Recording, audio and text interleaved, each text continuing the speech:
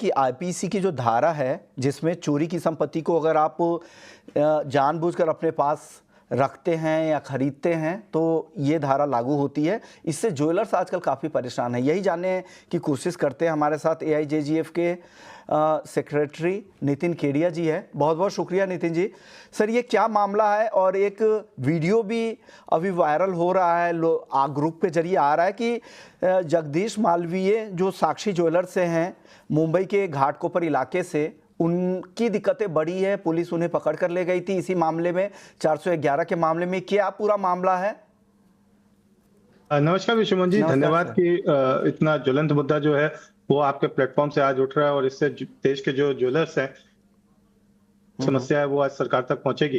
देखिए क्या हुआ कि मलाबार पुलिस स्टेशन से जो है हमारे जगदीश भाई को एक नोटिस आया था और उस नोटिस में उनको बुलाया गया और उन्होंने बहुत साफ शब्दों में बोला कि ये जो ज्वेलरी आप हमारे ऊपर आरोप लगा रहे हैं ये हमने नहीं खरीदी है। इनफैक्ट आप जिसकी बात कर रहे हैं ये हमारे पास आया था, इसने ज्वेलरी पुरानी हमको दी और हमने नई ज्वेलरी मजूरी के ऊपर, लेबर के ऊपर हमने बना के दे दी। लेकिन पुलिस मानने को बिल्कुल तैयार नहीं थी, प्रेशराइज कर रही थी, ये जानते हुए कि जगदीश भाई की बाईपास सर्जरी हो चुकी है।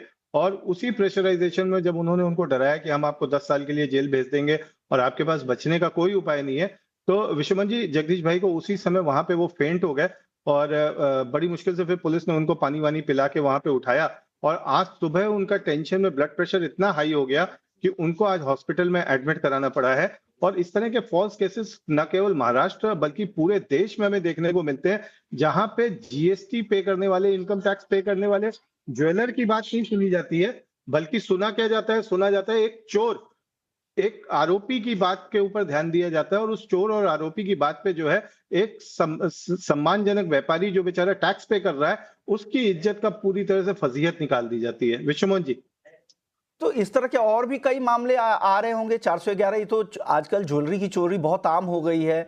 चेन खींच लेना, ये कभी भी रास्ते से चोरी होती है। इस तरह से काफी ज्वेलर्स के पास ही वो जाकर बेचते होंगे। इससे तो पूरी ज्वेलरी कम्युनिटी पे बहुत जगहों पे इस तरह के मामले आते होंगे। विश्वमोहन जी 90% मामले में जो है पुलिस फॉल्स तरीके से जो है वो ज्वेलर को फंसाती है। अगर हम उत्तर प्रदेश को छोड़ दें जहां पे योगी आदित्यनाथ के आने के बाद जो है कानून व्यवस्था मजबूत हुई है, तो सभी राज्यों में इस तरह की घटनाएं जो है वो बढ़ती चली जा रही है। और सबसे बड़ी बात यह है कि जहां 2009 में एक गाइडलाइन आई थी, जिस गाइडलाइन में महाराष्ट्र की पुलिस को एक बताया गया था कि आपका कोड ऑफ कंडक्ट क्या होना चाहिए, आपके ऑपरेशनल प्रोसीजर क्या होने चाहिए 411 के केस में, उसको बिल्कुल फॉलो नहीं किया जाता है। इनफैक्ट ज्वेलर को विटनेस की जगह एक्यूज बनाने की कोशिश की जाती है। यहाँ पे ज्वेलर ने, बेचारे ने जो सोना खरीदा पैसा देके, वो भी उसके हाथ से जाता है, इज्जत भी जाती है और जो सेवा पूजा के लिए करना पड़ता है वो अलग। विश्वमोहन जी, एक काफ़ी गंभीर मामला है और सरकार को भी इस पे संज्ञान लेना चाहिए और इसमें ज्वेलर्स के भी हित का ख्याल रखना चाहिए। हम ऐसे मुद्दे जो आईपीसी की धारा 411 से जुड़े हुए जो मुद्दे हैं जिस पे ज्वेलर्स के पर दबाव बढ़ता है, ज्वेलर्स को परेशानी झेलनी पड़ती है, इन मुद्दों को हम आगे भी उठाते रहेंगे। चलिए, वक्त हो चुका।